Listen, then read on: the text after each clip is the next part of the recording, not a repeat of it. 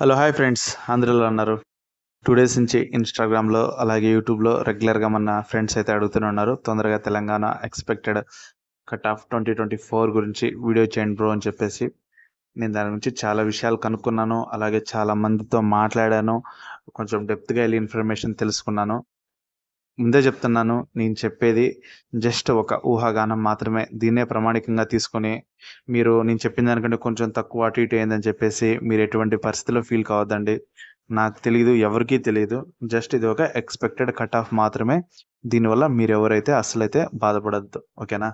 ఇకపోతే SBI clerk expected cut of mains 2024 Telangana అనే దాని గురించి అయితే ఈ వీడియోలో అయితే మనం పూర్తిగా మాట్లాడుకుందాం. దీంట్లో 4 స్టెప్పులుగా అలాగే final result expected cut off ఎంతుంటది? ఎన్ని మార్క్స్ పెడితే సేఫ్ అనేది మొత్తం మీకు 4 భాగాలుగా అయితే చెప్తాను. వీడియో అయితే కొంచెం పెద్దదిగా అయితే ఉంటది. ఓపికగా మొత్తం వినండి. స్క్రీన్ మీద కనిపించే టాప్ 5 అయితే మనకి ఎక్స్‌పెక్టెడ్ కట్ ఆఫ్ ఎంతుండొచ్చు అనే దానికైతే అవే అయితే ముఖ్యంగా ప్రామాణికం. టాప్ 5 అని చెప్పను గానీ టాప్ 3 అయితే వెరీ ఇంపార్టెంట్ క్రూషియల్ రోల్ అయితే ప్లే అయితే చేస్తది. దాంట్లో ఫస్ట్ వన్ వీటన్నిటి గురించి డిస్కస్ చేసిన తర్వాత మీకు నేను కట్ ఆఫ్ గురించి అయితే చెప్తాను. ఎందుకంటే అప్పుడే మీకు క్లారిటీగా అయితే అర్థమవుతది. డిఫికల్టీ లెవెల్ ఆఫ్ పేపర్ అంటే ఇప్పుడు మీకు షిఫ్ట్ 1, షిఫ్ట్ 2, షిఫ్ట్ 3 జరిగాయి కదా! ఫిబ్రవరి 25థ్ 2 షిఫ్ట్ జరిగాయి. మార్చ్ 4 1 షిఫ్ట్ జరిగింది. దీంట్లో ఫెబ్ 25థ్ సెకండ్ షిఫ్ట్ రాసిన వాళ్ళొచ్చేసి చాలా ఆందోళన పడుతున్నారు. మేము 70 అటెంప్ట్ చేశాము. వేరే షిఫ్ట్ వాళ్ళతో పోలిస్తే మా మార్క్స్ అయితే చాలా తక్కువగా ఉన్నాయి. మా సిట్యుయేషన్ ఏంటని చెప్పేసి చాలామంది అయితే కామెంట్ అయితే చేశారు. దీని యొక్క సొల్యూషన్ అయితే ఎస్‌బీఐ సాఫ్ట్‌వేర్ అల్గారిథం వాళ్ళే చూసుకుంటారు. వాళ్ళైతే ఈ విషయంలో అయితే పక్కా క్లియర్‌గా ఉంటారు. మీకు చెప్తున్నాను కదా! సెకండ్ షిఫ్ట్ ఎవరైతే రాసారో వాళ్ళకి ఖచ్చితంగా నార్మలైజేషన్‌లో మార్క్స్ అయితే పెరుగుతాయి. ఫస్ట్ షిఫ్ట్ రాసిన వాళ్ళకి, థర్డ్ షిఫ్ట్ రాసిన వాళ్ళకి నార్మలైజేషన్‌లో కొన్ని మార్క్స్ అయితే తగ్గే అవకాశం ఉంటది. సాఫ్ట్‌వేర్ అల్గారిథం ప్రకారం ఎస్‌బీఐ వాళ్ళది. సెకండ్ షిఫ్ట్ రాసిన వాళ్ళకి 100కి 200% అయితే నార్మలైజేషన్‌లో మార్క్స్ పెరుగుతాయని చెప్పేసి నేనే కాదు, హిందీ 100% యూట్యూబ్ ఛానల్స్ అలాగే 100% వెబ్‌సైట్స్ అన్నీ గూడా ఫస్ట్, సెకండ్ షిఫ్ట్‌లు రాసిన వాళ్ళకు మినిమమ్ మార్క్స్ పెరుగుతాయి అని చెప్పేసి చెప్తున్నారు. అలానే మీరు ఫెబ్ ఫస్ట్ షిఫ్ట్ రాసిన వాళ్ళు అవ్వచ్చు, థర్డ్ షిఫ్ట్ రాసిన వాళ్ళు అవ్వచ్చు. మీరైతే ఫీల్ అవ్వాల్సిన అవసరం అయితే ఏం లేదు. ఎక్కువ మార్క్స్ అయితే ఏమి జరగదు అలాగా. కొన్ని మార్క్స్ మాత్రమే జరుగుతాయి. దానికి కారణం ఏంటంటే మీ యొక్క పేపర్ లెవెల్ అనేది మరీ ఈజీ కాకపోయినా ఒక మాదిరిగానే ఈజీగా ఉంది కాబట్టి అంతో ఇంతో అది చాలా కష్టంగా ఉంది కాబట్టి కొంచెం మార్క్స్ అటు ఇటు అయితే మీరైతే ఏం ఫికర్ చేయాల్సిన అవసరం లేదు. మీకు కూడా ఎటువంటి ఇబ్బంది జరగదు. నార్మలైజేషన్ ప్రాసెస్ గురించి మీకు కంపల్సరీ ఐడియానే ఉంటది. ఎవరికీ ఎలాంటి అన్యాయం అయితే జరగదు. ఇదైతే పక్కా. ఇకపోతే నంబర్ ఆఫ్ వేకెన్సీస్. లాస్ట్ ఇయర్‌తో పోలిస్తే ఈసారి మన తెలంగాణ స్టేట్‌లో వేకెన్సీస్ కూడా బానే ఉన్నాయి. ప్లస్ రాయడం కూడా బానే రాశారు. ఎందుకంటే ఆంధ్రాలో తక్కువ వేకెన్సీస్ ఉండడం వల్ల ఆంధ్ర వాళ్ళు కూడా ఇక్కడే రాశారు. ఆంధ్ర వాళ్ళు ఎప్పుడు కర్ణాటకలో ఎక్కువ రాస్తూ ఉంటారు. బట్ ఈసారి బాగా తెలంగాణలో కూడా రాశారని చెప్పేసి టాక్ అయితే బయట నడుస్తూ ఉంది. అలాగే అప్లికెంట్స్ మాత్రం ఖచ్చితంగానే ఎక్కువైతే ఉండే అవకాశం అయితే ఉంది. దీంట్లో అయితే ఎటువంటి డౌట్ అయితే లేదు. నెక్స్ట్ మనం మాట్లాడుకోవాల్సింది ప్రీవియస్ ఇయర్స్ యొక్క కట్ ఆఫ్ గురించి. ఈ ప్రీవియస్ ఇయర్స్ కట్ ఆఫ్ ఏమి ఈ ఇయర్ యొక్క కట్ ఆఫ్‌ని అయితే ఎటువంటి పరిస్థితుల్లో అయితే డిసైడ్ చేయదు. లాస్ట్ ఇయర్ పర్ఫార్మెన్స్ ఎలాగుంది? కట్ ఆఫ్ ఎంతుంది?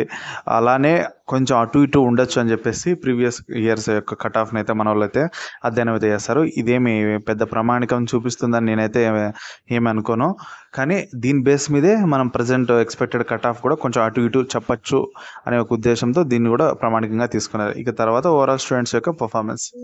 ఇది ఇయర్ మారుతూ ఉంటుందా అంటే 0, కొంచెం కొంచెం మారుతూ ఉంటుంది. ఒకేసారి ఎక్కువ డిఫరెన్స్ అయితే ఏమి ఉండదు. కొంచెం మార్పు ఉంటది. ఇది కూడా మెయినే. మన స్టూడెంట్స్ యొక్క పర్ఫార్మెన్స్ ఎలా ఉంది ఎగ్జామ్ రాసినప్పుడు అనేది అది కూడా మేజర్ రోల్ అయితే ప్లే చేస్తది.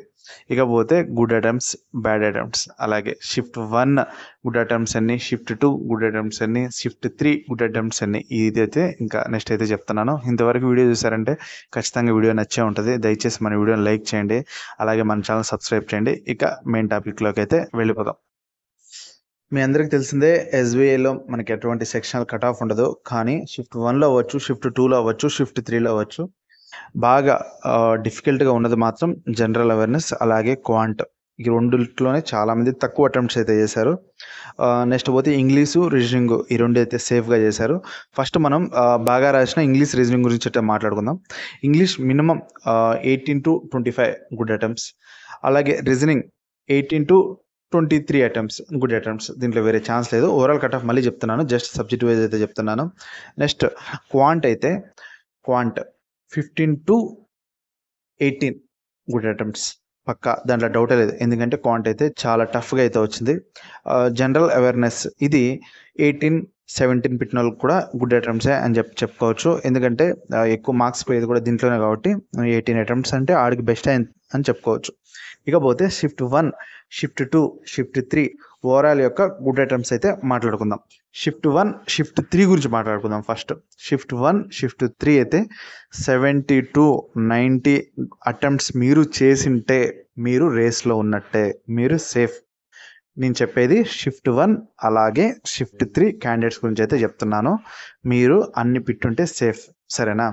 65 పిట్టి యాక్యురసీ బాగున్నా కూడా సేఫే. 65, 64, 63 పిట్టి యాక్యురసీ బాగున్నా కూడా సేఫే. కొంచెం యాక్యురసీ అలా ఇలా ఉన్నప్పుడు మీరు 70 to 90 పెట్టింటే సేఫ్. మీ దగ్గర యాక్యురసీ ఉంటే 60 కూడా ఫైట్ చేస్తుంది. దీంట్లో అయితే డౌటే లేదు, మీరైతే రేస్లో ఉంటారు. తక్కువ అటెంప్ట్స్ చేసిన వాళ్ళు మాత్రం దయచేసి బాధపడకండి. నేనేమి దేవుణ్ణి కాదు, నాకేమీ తెలీదు. జస్ట్ మీకోసం నేను ఓవరాల్ ఇన్ఫర్మేషన్ కనుక్కొని చెప్తున్నాను, అంతేగాని మీరైతే ఫీల్ అవ్వద్దండి. 60 బిట్టి మీ దగ్గర యాక్యురసీ ఉందా, మీరు రేసే. 90 బిట్టి మీ దగ్గర యాక్యురసీ లేదా, మీరు ఇంకంతే, మీరు రేస్లో లేనట్టే. కాబట్టి ఆయన యావరేజ్గా చెప్పాలంటే 70 to 90 మంచి అటెంప్ట్స్ అని మాత్రమే చెప్తున్నాను. 60-65 ఉంటే మీ దగ్గర యాక్యురసీ ఉన్నది. దాంట్లో అయితే యాక్యురసీ ఉంటే మీకైతే సమస్య ఏం లేదు ఇంకా, ఓకేనా? ఇక సెకండ్ షిఫ్ట్ వీళ్ళైతే 70 to 80 పెట్టిన వాళ్ళు అయితే సేఫ్. 70 నుంచి 80 గుడ్ అటెంప్ట్స్ చేసిన వాళ్ళు అయితే సేఫ్. ఒకవేళ మీరు 65, 64 చేసింటే పర్లేదు, మీకు యాక్యురసీ కరెక్ట్గా ఉంటే రేస్లో ఉన్నట్టే. 60 మార్క్స్ రాసినా సరే, ఒక 60 అటెంప్ట్స్ చేసినా సరే మీరైతే రేస్లో ఉన్నట్టు. అర్థమైందనుకుంటా. ఫస్ట్, థర్డ్ వచ్చేసి 72 to 90 అటెంప్ట్స్, సెకండ్ వచ్చేసి 70 to 80 అటెంప్ట్స్. ఇది నా ఒక్క ఒపీనియనే కాదు, మీకు తెలిసే ఉంటుంది. అడ్డా 24/7 అనే ప్రముఖ యూట్యూబ్ ఛానల్, ఇండియాలోనే నెంబర్ 1 బ్యాంకింగ్ యూట్యూబ్ ఛానల్. అలాగే చాలామంది ఒక 10 or 20 యూట్యూబ్ ఛానల్స్ని అయితే నేనైతే ఫాలో అవుతాను. వాళ్ళు చెప్పిన వాటిలలో ఒక టాప్ 10 ఏదైతే ఉంటుందో, ఏదైతే కరెక్ట్గా ఉంటుందో అది మాత్రమే తీసుకొని అయితే చెప్తున్నాను. నేనేమి ఈ విషయంలో పండిట్ని అయితే ఏం కాదు, మీరు నా గురించి తప్పుగా అయితే అనుకోవద్దండి. నేను ప్రముఖ యూట్యూబ్ ఛానల్స్ని ఫాలో అవుతూ ఉంటాను కదా, వాళ్ళు చెప్పిన వాటిలలో ఒక 10 యూట్యూబ్ ఛానల్స్ ఏవైతే చెప్పింటారో వాళ్ళలో నుంచి ఏది ఎక్కువ చెప్పినారు, అలాగే నేను కూడా ఎగ్జామ్ రాశాను కాబట్టి నిజాలు నాకు తెలుసు కాబట్టి దాన్ని బట్టి నేనైతే ఈ వీడియో అయితే చేశాను, ఓకేనా? ఇక మనం వచ్చేసి next previous year cut off గురించి అయితే మాట్లాడుకుందాం. అలాగే ఫైనల్గా కట్ ఆఫ్ ఎంత దాటదు అనే దాని గురించి అయితే కూడా మాట్లాడుకుందాం. ప్రీవియస్ ఇయర్స్ కట్ ఆఫ్ చూసుకుంటే మనకి 75కి మించిన దాఖలాలు ఎక్కడా లేవు. మహా అయితే 78.25, అది కూడా జనరల్లో వెళ్ళింది తెలంగాణ ఒకసారి. 75కి మించే పరిస్థితి ఎటువంటి పరిస్థితుల్లో అయితే లేదు. ఇకపోతే మన ఓవరాల్గా 2024 జనరల్ యొక్క కట్ ఆఫ్ ఎంత దాటదు అని మీకు నేను గ్యారంటీగా చెప్పగలనంటే ఒక 99% అయితే నేను గ్యారంటీ అయితే ఇవ్వగలను. 76 మార్క్స్కి మించి పోదని నా యొక్క అభిప్రాయం. 99% ఇదే ఉండొచ్చు. 76 యొక్క దాటే పరిస్థితే లేదు. ఎందుకంటే పేపర్ అయితే చాలా డిఫికల్ట్గా ఉంది, చాలా డిఫికల్ట్గా ఉంది. అలానే షిఫ్ట్ 1, షిఫ్ట్ 2నే కష్టం ఉందా, షిఫ్ట్ 1, షిఫ్ట్ 3 ఈజీగా ఉందంటే అలా కూడా ఏం లేదు, అది కూడా చాలా కష్టంగా ఉంది. కాబట్టి ఎటువంటి పరిస్థితిలో కూడా 76 దాటే పరిస్థితే లేదు. 76 వచ్చిందా మీకు జనరల్లో పోస్ట్ వస్తుంది, ఇది పక్కా 76, ఓకేనా? ఇక జనరల్ యొక్క ఎక్స్పెక్టెడ్ కట్ ఆఫ్ చూద్దాం. మనం తెలంగాణలో ఓవరాల్గా 70 to 76 మధ్య ఉంటుంది బ్రో, ఇంకా అంతకుమించి వెళ్ళదు. 69, 68 ఉన్నా సరే ఆశ్చర్యపోవాల్సిన అవసరం అయితే లేదు. ఎందుకంటే ఈసారి పేపర్ అయితే డిఫికల్ట్గా ఉంది. ఎండ్ బార్డర్ అయితే చెప్పాను కదా 76, ఇది దాటదు. లో బార్డర్ 69 రావచ్చు, 70 రావచ్చు, ఎక్కడి నుంచి ఎక్కడికి ఉంటుంది అనేది మనం కరెక్ట్గా చెప్పలేం. 76 అయితే దాటదు. 69, 71, 72, 73 స్కోర్ చేస్తే మీరైతే రేస్లో అయితే ఉన్నట్టే. దీంట్లో అయితే వేరే ఛాన్సే లేదు. ఓకేనా? ఇవి నేను ఎందుకు రాయలేదంటే ఇది ఎగ్జాక్టెడ్ కాదు. ఇది నేను పేపర్ మీద రాయడం కూడా వేస్ట్. ఎక్స్పెక్టెడ్ కట్ ఆఫ్ ఒక రకంగా మిమ్మల్ని అది బాధ పెట్టినట్టు అవుతుంది. అది అందుకే నేను పేపర్ మీద కూడా రాయలేదు. జస్ట్ నా వాయిస్ ఓవర్ మాత్రమే ఇస్తున్నాను. ఎందుకంటే ఊహాగానాల్ని మళ్ళీ పేపర్లో రాసి చూపించాల్సినంత అవసరం అయితే లేదని నా యొక్క గట్టి ఫీలింగ్. ఇకపోతే మన యొక్క ఓబీసీ కట్ ఆఫ్ అయితే చూసుకుందాం. వీళ్ళు 69, 68, 65 నుంచి 72 ఎండ్ బోర్డర్ ఉంటుంది వీళ్ళకు. అంతకుమించి దాటే పరిస్థితే లేదు. మీరు యాక్యురసీ బాగుండి, మీ టైం బాగుండి, మీకు 66 వచ్చిన జాబ్ వచ్చే అవకాశం ఉంటుంది. 67 వచ్చిన 65 మీరు సేఫ్. 69, 70 పెట్టారా యమ సేఫ్. అర్థమైందా? 65 పైన పెడితే సేఫ్. 69, 70 ఉంటే ఇంకా మీరైతే గుండెల మీద చేసుకొని పెట్టుకోవచ్చు. నెక్స్ట్ కాబోయే సెంట్రల్ గవర్నమెంట్ ఎంప్లాయ్ అని చెప్పేసి మనస్ఫూర్తిగా అనుకోవచ్చు వచ్చే స్కోర్ బట్టి. ఇంకా ఎక్కువ రోజులు అయితే ఏం లేదు కదా, 45 డేస్లోనే మనకు రిజల్ట్ అయితే రాబోతుంది. మొత్తానికైతే అన్నీ తెలిసిపోతాయండి. దీంట్లో అయితే మీరు ఆందోళన పడాల్సిన అవసరం లేదు. ఇక ఈడబ్ల్యూఎస్ వీళ్ళ యొక్క కట్ ఆఫ్ కూడా ఈసారి మాత్రం లాస్ట్ ఇయర్తో పోలిస్తే తక్కువగానే ఉంటుంది. నాకు తెలిసినంత వరకు వీళ్ళ యొక్క కట్ ఆఫ్ 68 to 71 అలా వెళ్తుందని అనుకుంటున్నాను. ఇది కేవలం నాకు ఒపీనియన్ కాదు, ఎన్నో ప్రముఖ వెబ్సైట్స్, యూట్యూబ్ ఛానల్స్ యొక్క ఒపీనియన్. దయచేసి ఎవరు నన్ను అయితే మిస్అండర్స్టాండ్ అయితే చేసుకోవద్దు. ఒకవేళ మీకు తక్కువ మార్క్స్ వచ్చే అవకాశం ఉన్నా సరే మీకు నార్మలైజేషన్లో మార్క్స్ పెరగడం వల్ల కావచ్చు. అలాగే ఈసారి రిజల్ట్ లేట్గా ఉంది కాబట్టి చాలామంది ఐబీపీఎస్ అలాగే ఆర్ఆర్బీ సెక్టార్లలో జాయిన్ అయిపోయారు.